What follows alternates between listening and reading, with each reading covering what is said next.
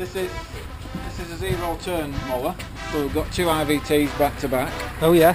So it can spin on its rear axle. This is the older of the technology. Yeah. This has got standard gear epicyclic in. This is not a zero turn, it just goes backwards and forwards. Oh yeah. This has got a traction epicyclic in. And you'll obviously hear the difference. This one's noisy, this one's not. You notice the vehicle's not moving, it's a gear neutral. I'm raising the speed. Put forward, back, press down. So I'll give you a demo.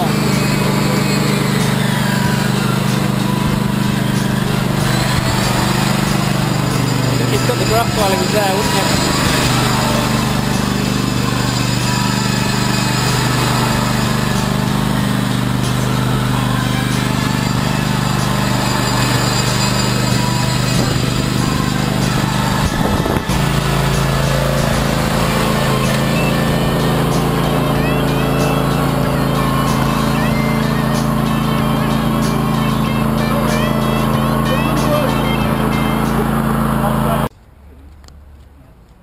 This is version 1, so it's quite noticeable where we've put it, but we've put it there so we can work on it. So, Torotrak's part, supercharger, and we've made no other changes to the engine other than remapped it to handle. And now, we're at low engine speed, the turbo can't do anything. That's it, foot to the floor. Foot to the floor. Yeah. And then if you come, if you come off, then you can see we're in. It's still not exciting because it's doing fit, but you can see the difference on the gauge. You come off, you go on, and it's not perceivable as a turbo lag. It's just there. Whereas in turbo mode, you feel two events. You feel the throttle plate opening, or opening even, and then the boost coming in. Well, that's amazing. Which. Oh, thank you. Basically, the transmission we've got in here is the nearest I can show you to the behaviour that you'd experience in a commercial vehicle. It's a 5.4 litre V8 in this application with about 260 horsepower, so it's not that dissimilar from a truck engine apart from it's petrol. So we've got engine speed and vehicle speed there. You'll see how much load I'm putting on and what ratio we're operating at. I mentioned that we shift between low and high regime.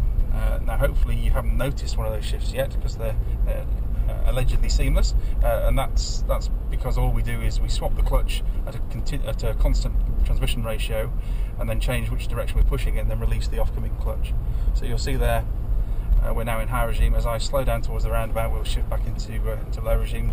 We can accelerate whilst I've got my foot in the pedal, which is, I should have said, the liquid crystal display in the middle there. The 25-26% is where I've got my pedal.